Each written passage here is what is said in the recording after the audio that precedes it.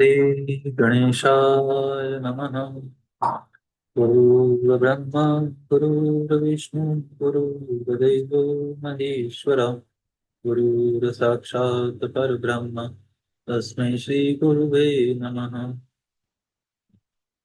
त्वमेव माता च पिता त्वमेव त्वमेव बन्धुः सखा त्वमेव त्वमेव विद्या द्रविणं त्वमेव त्वमेव सर्वं मम देव देव। यहाँ से 32वां अध्याय प्रारंभ होता है। इस अध्याय में ऐहिक फल देने वाले कर्मों और उनकी विधि का वर्णन, शिव पूजन की विधि, शांति पुष्टि आदि विविध काम्य कर्मों में विभिन्न हवनीय पदार्थों के उपयोग का विधान का वर्णन किया गया है। उपमन्यु जी कहते हैं, हे श्री कृष्ण, यह मैंने आपसे इहलोक और परलोक में सिद्धि प्रदान करने वाला क्रम बताया है, जो उत्तम तो है। इसमें क्रिया, जप, तप और ध्यान का समुच्चय भी है। अब मैं शिव भक्तों के लिए यही फल देने वाले पूजन, होम, जप, ध्यान, तप और दानमयी महान कर्म का वर्णन करता हूँ। मंत्रार्थ के श्रेष्ठ ज्ञाता को चाहिए कि वह पहले मंत्र को सिद्ध करे, अन्यथा इष्ट सिद्धिकारक कर्म भी फलद नहीं होता। मंत्र सिद्धि कर लेने पर भी जिस कर्म का फल किसी दुर्बल अदृष्ट के कारण प्रतिबद्ध हो, उसे विद्वान पुरुष सहसा ना करे। उस प्रतिबंधक का यहाँ निवारण किया जा सकता है। कर्म करने के पहले ही शकुन आदि करके उसकी परीक्षा कर लें और प्रतिबंधक का पता लगने पर उसे दूर करने का प्रयत्न करें। जो मनुष्य ऐसा ना करके मोहवश ऐहिक फल देने वाले कर्म का अनुष्ठान करता है, वह उससे फल का भागी नहीं होता और जगत में उपहास का पात्र बनता है। जिस पुरुष को विश्वास ना हो, वह ऐहिक फल देने वाले कर्म का अनुष्ठान कभी ना करे, क्योंकि उसके मन में श्रद्धा नहीं रहती और श्रद्धाहीन पुरुष को उस कर्म का फल नहीं मिलता। किया कर्म निष्फल हो जाए तो भी उसमें देवता का कोई अपराध नहीं है, क्योंकि शास्त्रोक्त विधि से ठीक ठीक कर्म करने वाले पुरुषों को यही फल की प्राप्ति देखी जाती है। जिसने मंत्र को सिद्ध कर लिया है, प्रतिबंधक को दूर कर दिया है, मंत्र पर विश्वास रखता है और मन में श्रद्धा से युक्त है, वह साधक कर्म करने पर उसके फल को अवश्य पाता है। उस कर्म के फल की प्राप्ति के लिए ब्रह्मचर्य परायण होना चाहिए। रात्रि में हविष्य भोजन करे, खीर या फल खाकर रहे। हिंसा आदि जो निषिद्ध कर्म है, उन्हें उन्हें मन से भी ना करे। सदा अपने शरीर में भस्म लगाए, सुंदर एवं पवित्र वेशभूषा धारण करे और पवित्र रहे। इस प्रकार आचारवान होकर अपने अनुकूल शुभ दिन में पुष्पमाला आदि से अलंकृत पूर्वोक्त लक्षण वाले स्थान में एक हाथ भूमि को गोबर से लीपकर वहां बिछे हुए भद्रासन पर कमल अंकित करे, जो अपने तेज से प्रकाशमान हो।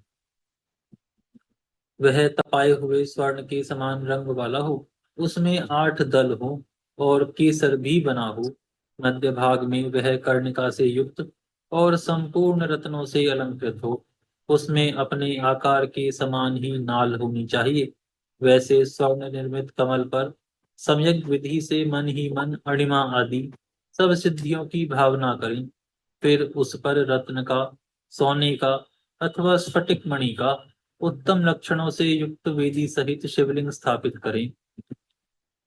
उसमें विधि पूर्वक पार्षदों सहित अविनाशी सांब सदाशिव का आवाहन और पूजन करें। फिर वहां साकार भगवान महेश्वर की भावनामयी मूर्ति का निर्माण करें, जिसके 4 भुजाएं, 4 मुख हो, वह सब आभूषणों से विभूषित हो, उसे व्याघ्र चर्म पहनाया गया हो, उनके मुख पर कुछ कुछ हास्य की छटा छा रही हो। उन्होंने अपने दोनों हाथों में वरद और अभय की मुद्रा धारण की हो और शेष 2 हाथों में मृग मुद्रा और टंक ले रखे हो, अथवा उपासक की रुचि के अनुसार अष्टभुजा मूर्ति की भावना करनी चाहिए। उस दशा में वह मूर्ति अपने दाहिने 4 हाथों में त्रिशूल, परशु, खड्ग और वज्र लिए हो, और बाएं 4 हाथों में पाश, अंकुश, खेट और नाग धारण करती हो। उसकी अंग कांति प्रातः काल के सूर्य की भांति लाल हो, और वह अपने प्रत्येक मुख में तीन तीन नेत्र धारण करती हो। उस मूर्ति का पूर्ववर्ती मुख सौम्य तथा अपनी आकृति के अनुरूप ही कांतिमान है। दक्षिणवर्ती मुख नील मेघ के समान श्याम और देखने में भयंकर है। उत्तरवर्ती मुख मूंगे के समान लाल है, और सिर की नीली अलकें उसकी शोभा बढ़ाती हैं। पश्चिमवर्ती मुख पूर्ण चंद्रमा के समान उज्ज्वल, सौम्य तथा चंद्रकलाधारी है। उस शिव मूर्ति के अंक में पराशक्ति माहेश्वरी शिवा आरूढ़ हैं। उनकी अवस्था 16 वर्ष की सी है। वह सबका मन मोहने वाली हैं और महालक्ष्मी के नाम से विख्यात हैं। इस प्रकार भावनामयी मूर्ति का निर्माण और पद्धति क्रम से सकलीकरण करके उनमें मूर्तिमान परम कारण भगवान शिव का आवाहन और पूजन करें। वहां स्नान कराने के लिए कपिला गाय के पंचगव्य और पंचामृत का संग्रह करें। विशेषतः चूर्ण और बीज को भी एकत्र करें। फिर पूर्व दिशा में मंडल बनाकर उसे रत्न चूर्ण आदि से अलंकृत करके कमल की कर्णिका में ईशान कलश की स्थापना करें। तत्पश्चात उसके चारों ओर सद्योजात आदि मूर्तियों के कलशों की स्थापना करें। इसके बाद पूर्व आदि 8 दिशाओं में क्रमशः विद्वेश्वर के 8 कलशों की स्थापना करके उन सबको तीर्थ के जल से भर दें और कंठ में सूत लपेट दें। फिर उनके भीतर पवित्र द्रव्य छोड़कर मंत्र और विधि के साथ साड़ी या धोती आदि वस्त्र से उन सब कलशों को चारों ओर से आच्छादित कर दें। तदनंतर मंत्रोच्चारण पूर्वक उन सब में मंत्र न्यास करके स्नान का समय आने पर सब प्रकार के मांगलिक शब्दों और वाद्यों के साथ पंचगव्य आदि के द्वारा परमेश्वर शिव को स्नान कराएं। कुशोदक, स्वर्णोदक और रत्नोदक आदि को जो गंध पुष्प आदि से उभासित और मंत्र सिद्ध हो, क्रमशः ले लेकर मंत्रोच्चारण पूर्वक उन उनके द्वारा महेश्वर को नहलाएं। फिर गंध पुष्प और दीप आदि निवेदन करके पूजा कर्म संपन्न करें। आलेपन या उपटन कम से कम 1 पल और अधिक से अधिक 11 पल हो। सुंदर, स्वर्णमयी और रत्नमयी पुष्प अर्पित करें। सुगंधित नीलकमल, नीलकुमुद, अनेकशः, बिल्वपत्र, लाल कमल और श्वेत कमल भी शंभु को चढ़ाएं। काला गुरु के धूप को कपूर, घी और गुग्गुल से युक्त करके निवेदन करें। कपिला गाय के घी से युक्त दीपक में कपूर की बत्ती बनाकर रखें और उसे जलाकर देवता के सम्मुख दिखाएं। ईशान आदि 5 ब्रह्म की, 6 अंगों की और 5 आवरणों की पूजा करनी चाहिए। दूध में तैयार किया हुआ पदार्थ नैवेद्य के रूप में निवेदनीय है।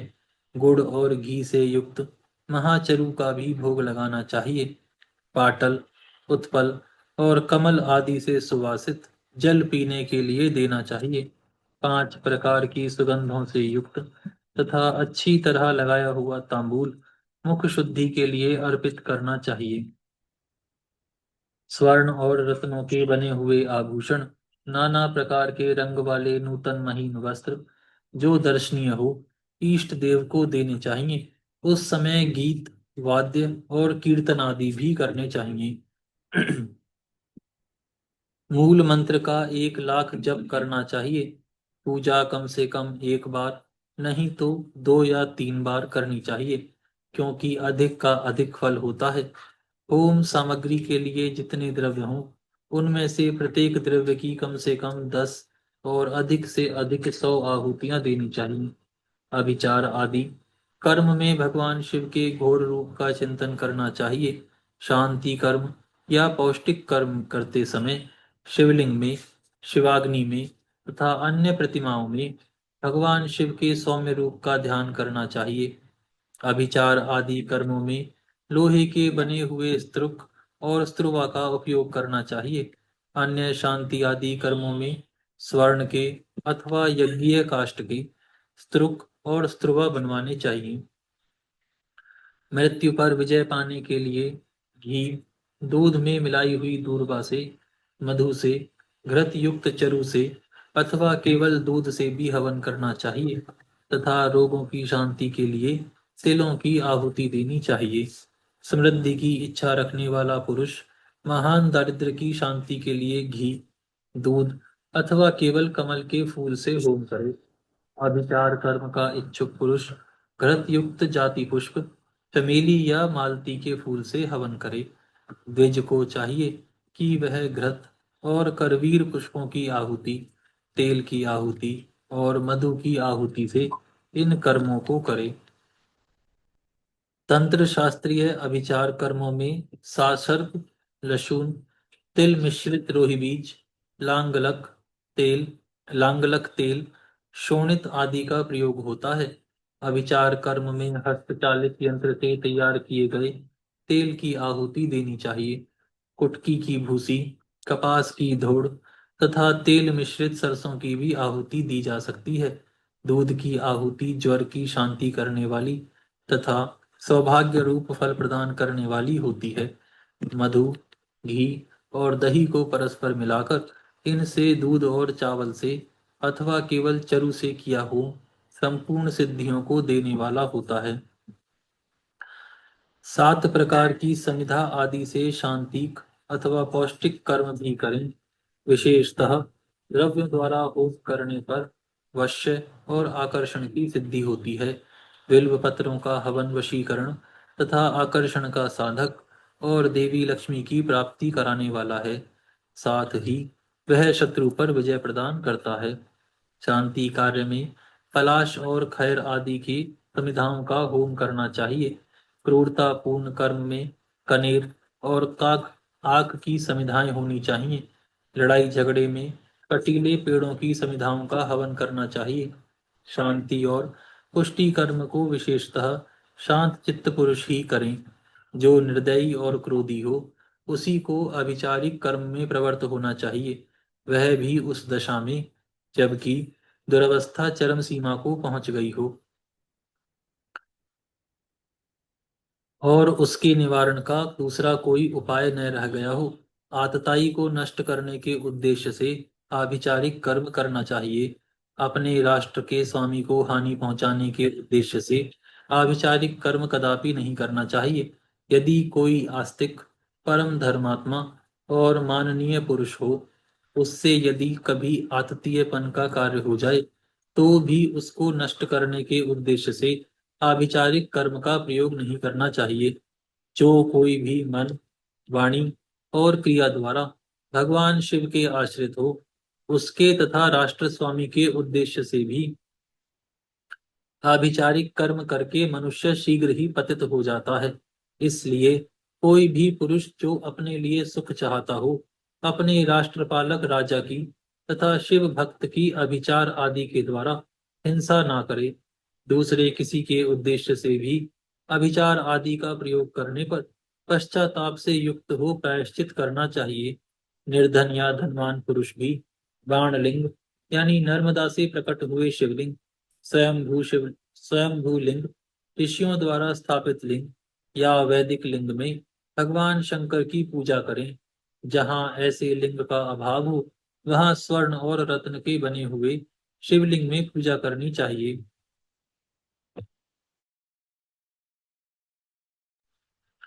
यदि स्वर्ण और रत्नों के उपार्जन की शक्ति ना हो तो मन से ही भावनामयी मूर्ति का निर्माण करके मानसिक पूजन करना चाहिए अथवा प्रतिनिधि द्रव्यों द्वारा शिवलिंग की कल्पना करनी चाहिए।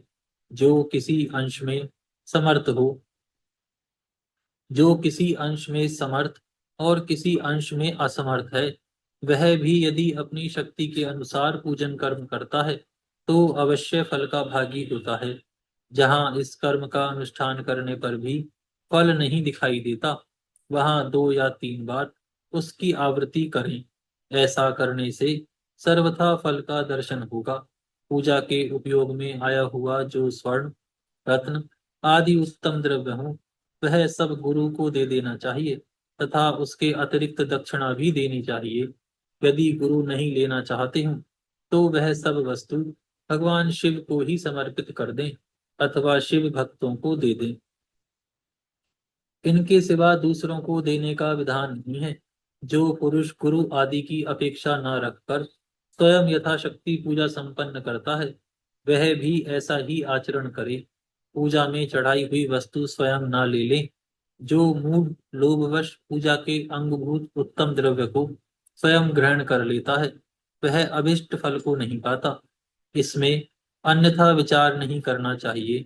किसी के द्वारा पूजित शिवलिंग को मनुष्य ग्रहण करे या ना करे, यह उसकी इच्छा पर निर्भर है। यदि ले ले तो स्वयं नित्य उसकी पूजा करे अथवा उसकी प्रेरणा से दूसरा कोई पूजा करे। जो पुरुष इस कर्म का शास्त्रीय विधि के अनुसार ही निरंतर अनुष्ठान करता है, वह फल पाने से कभी वंचित नहीं रहता। इससे बढ़कर प्रशंसा की बात और क्या हो सकती है।